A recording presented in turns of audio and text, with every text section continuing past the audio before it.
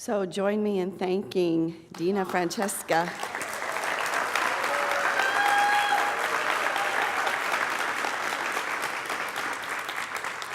Song May brought her to us.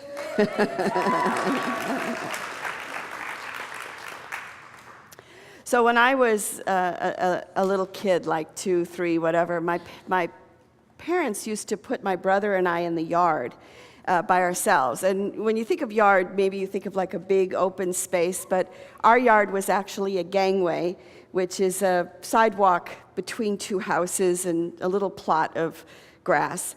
And so when we were really little, like 2 or 3, even if it was cold outside, they would just bundle us up and put us out there for a while, just to get some fresh air.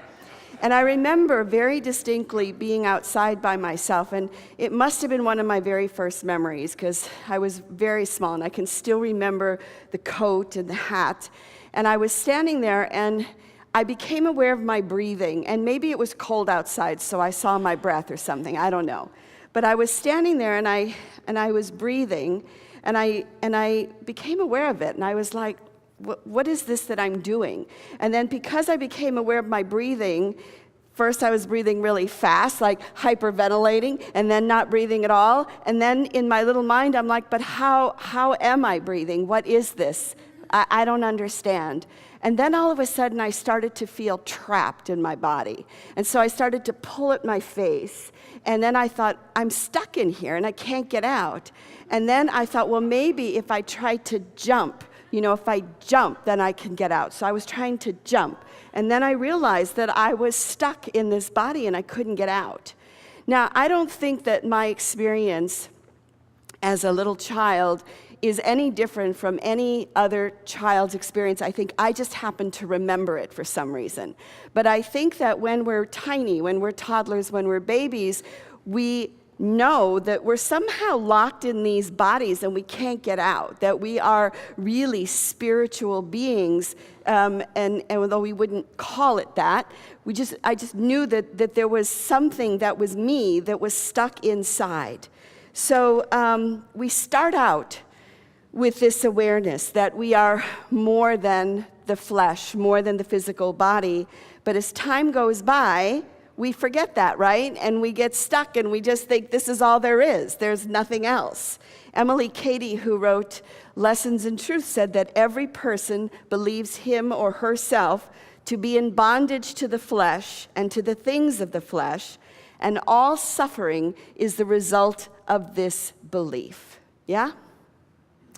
Swami Shivananda used to sing a chant that went this way: Is there not a more nobler mission than eating, sleeping, and drinking? Because time slips away, kings and barons. And so the whole idea is, what is this that we're doing? Charles Fillmore described Christ consciousness. It's the quote is actually in your bulletin. But all spiritual teachers, all spiritual religions would say that what we're here to do is to awaken. Yes, we're here to wake up to our God nature, to our Christ nature. We're here to awaken, to experience divine love and to practice divine love. Charles Fillmore put it this way when he said, heaven is everywhere present. It is the orderly, lawful adjustment of God's kingdom in man and women's mind, bodies, and affairs.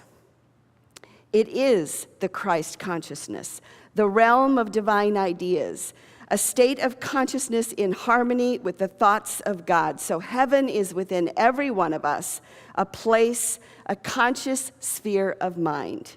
All persons in rare moments catch glimpses of this creative plan as a whole. But this subject is so deep and so far-reaching that it can be realized in small degree only by those who have developed spiritual sight and feeling and practice thinking in the fourth dimension. So he's speaking to the idea that we get these glimpses of awareness. We get this glimpse of oneness. We get a glimpse of God. And that the more that we think in terms of fourth dimensional thinking, perhaps the more we can experience the divine and have mystical experiences.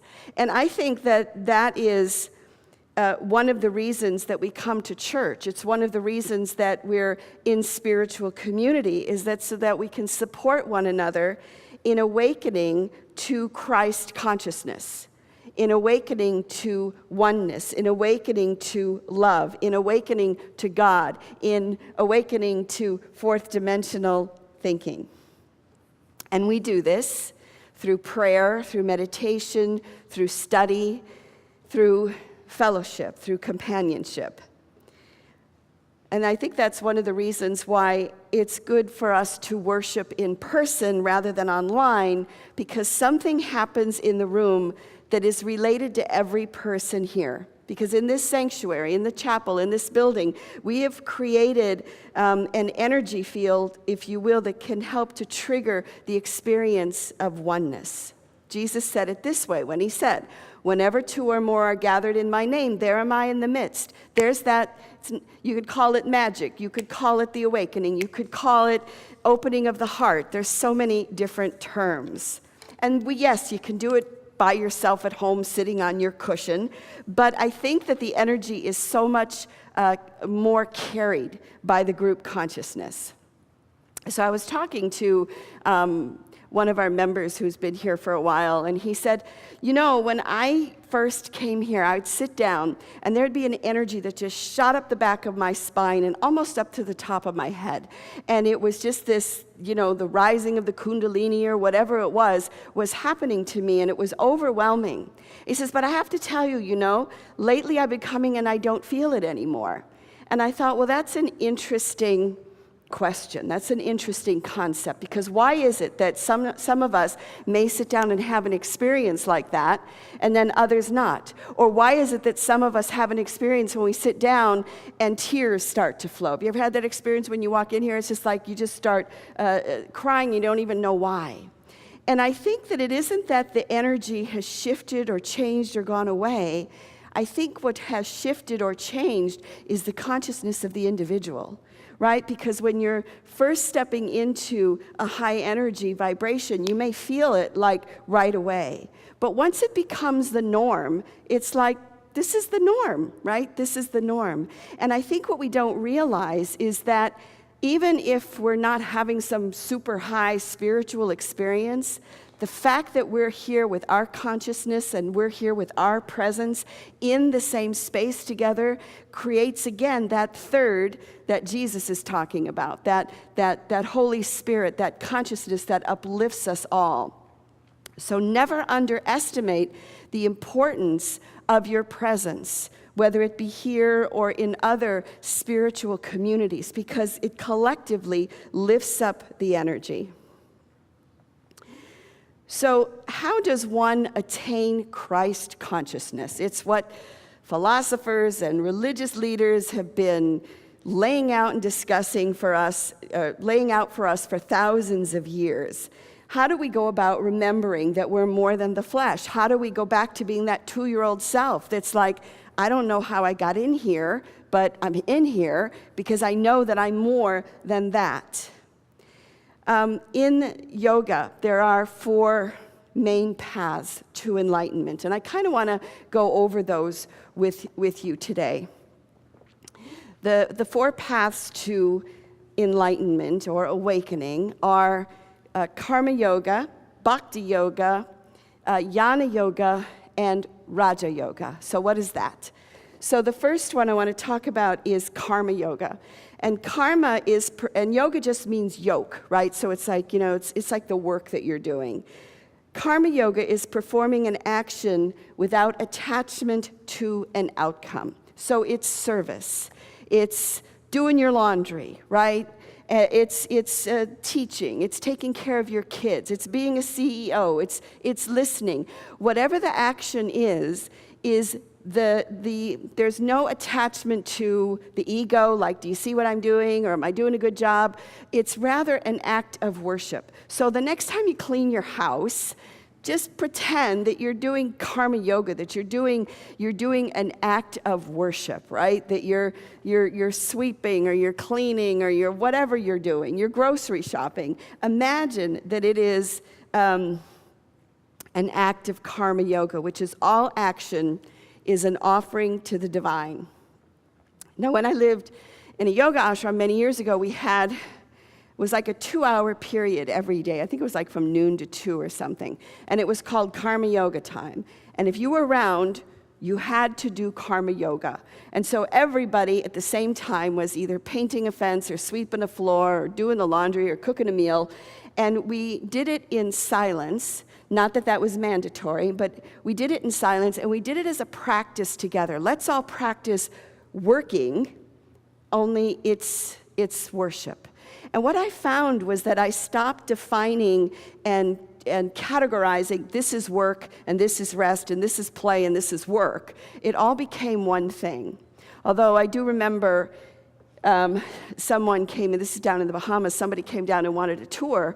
A tourist came in and said, I'd like a tour of the place. And I said, sure, I'll take you around. And this is like right after, some of the cults that had been going on. So she was a little wary of us. And so I'm walking her around, and it happened to be karma yoga time. So everybody's painting and cleaning and and nobody's talking. And she's like, what's wrong with everybody?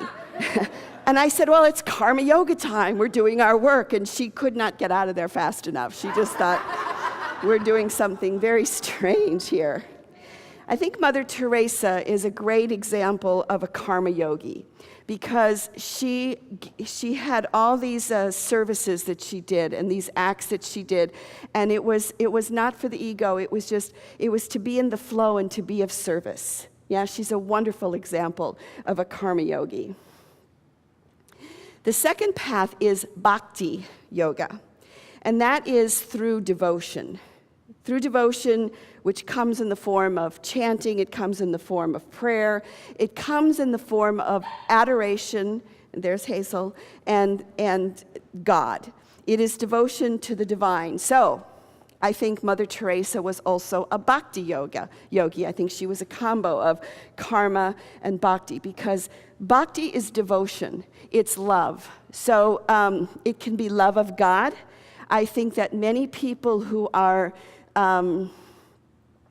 connected to Jesus are bhakti yogis. They worship Jesus, and they have this experience of the Lord, and it is the path of the bhakti yogi. But the truth is, we can have the devotion to our families, to our friends, to our partners. You can practice bhakti yoga in loving one another, that is part of that path.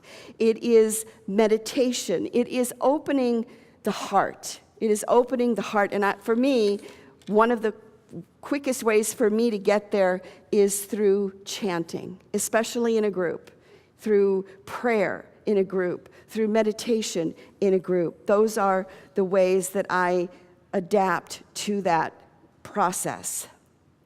So the act of worship, and that's another thing when we come together here, is we're singing together, we're meditating together, we're worshiping, we're adoring the presence of God. Even though in unity we believe the presence of God is everywhere present, it's not necessarily out there. Yet there's something that happens when we do this adoration of the Spirit, yeah?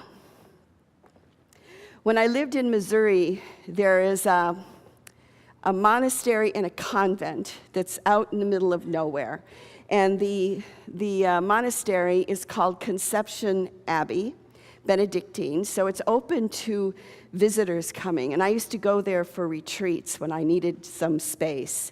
But right next door to the monastery is a convent. And the convent is called the Saint Benedictine Sisters of Perpetual Adoration. So the truth is that in our lives, well, I'll get back to that, but how much time do we actually have for bhakti yoga and devotion and chanting? And probably not a lot, because we don't live in a monastery. We don't live in an ashram. We live in the world.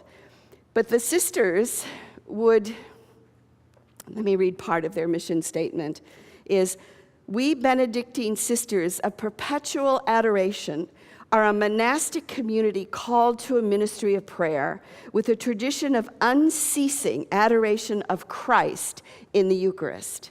So what's cool about this place is they have this magnificent chapel, and I mean it's magnificent. The whole altar is gold because apparently during World War II, I don't know if it was France or Italy was afraid they were going to be bombed, so they sent all this stuff to Missouri and they never got it back. It's still there. So it's gorgeous. But they also have this huge, it's called the monstrance, and the monstrance holds the Eucharist. For those of you who are Catholics, you already know that. But it's this giant gold monstrance with the Eucharist in it. And every hour, there is a nun on her knees adoring the Eucharist. She just sits there, she prays, and she adores the Eucharist. And you can feel it when you walk in the room. When you walk in that chapel, you feel that adoration that goes on there 24 hours a day. Now, they also make the communion wafers. They make them there. And so what's so wonderful to me is that they're sending this prayer energy into the Eucharist, and then they ship it out to churches so that it's also infused with that energy, infused with that light. So that's an example of bhakti yoga. Also, the Islamic tradition of the prayers that happen throughout the day. That's very bhakti, that's very devotional that they participate in. The third path is called Jnana Yoga, Jnana. And this is enlightenment and awakening through the mind. And this is the hardest path of all. And this is the path that most Westerners take, right? If we look at unity, what are we? We're a new thought movement. We're of the mind. We look at the Bible metaphysically. We take apart scriptures and we're like, okay, so how does this apply in our lives? And how can we try this out? It is also the study of quantum physics. So I see science and religion coming together in this yonic path. Peter Baca said that using science, it appears that we can now explain how we interact with God or the universe through our thoughts.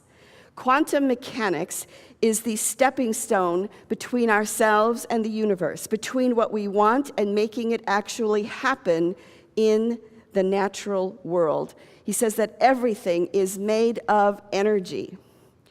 And our thoughts are the language of the universe. The frequency of our thoughts, not the words that we use to describe our thoughts, but the universe sends us back exactly what we're asking for.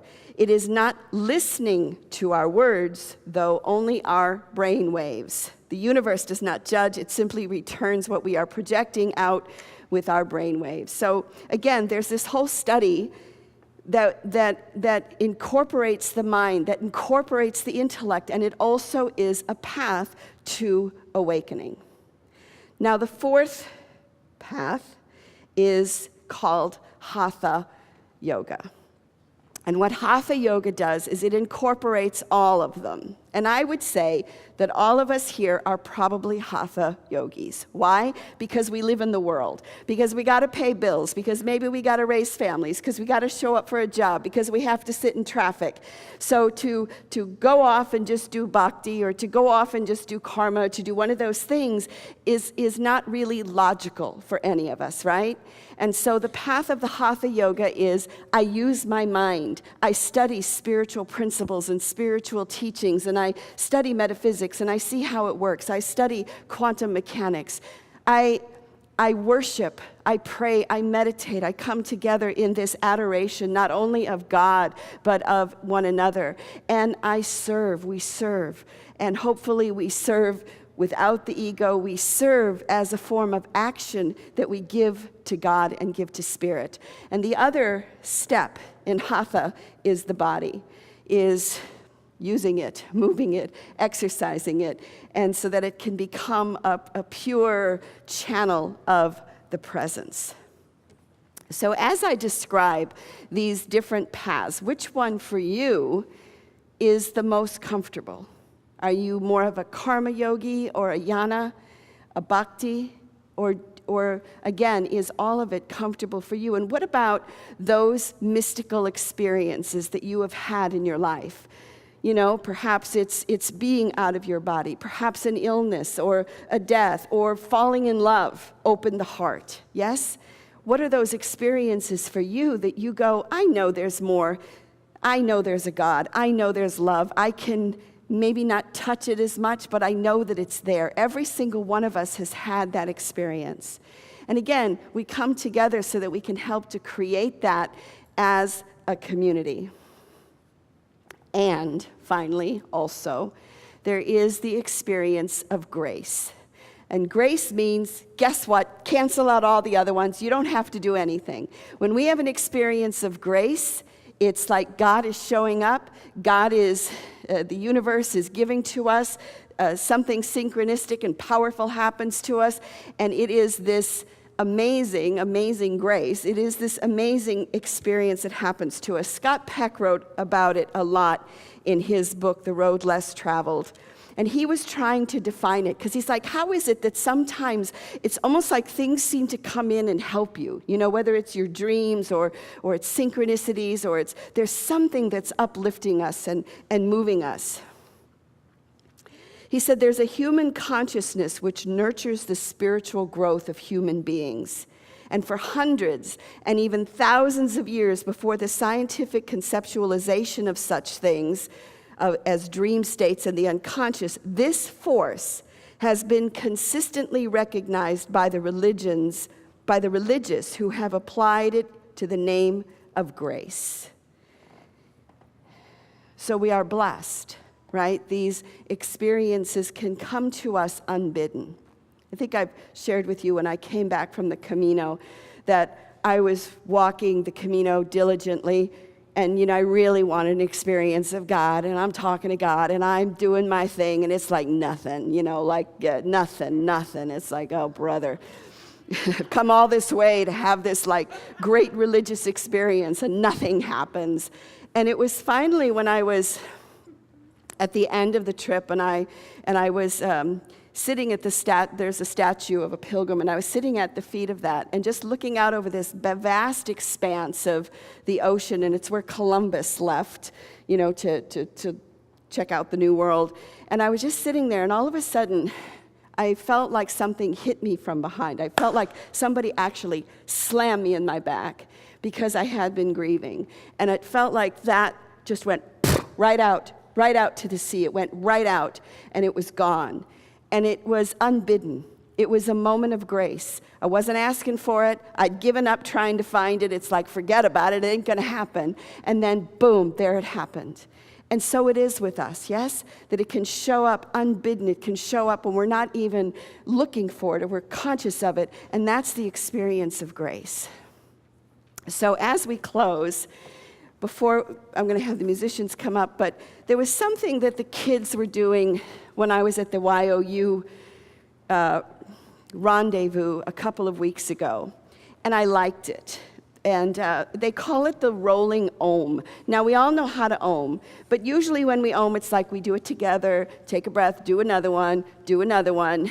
So what I'd like for us to do is I'd like you to find your own rhythm and your own voice, and to just keep practicing chanting Om, or you could just listen, but allow yourself to fall into the experience of the community, the experience of the collective.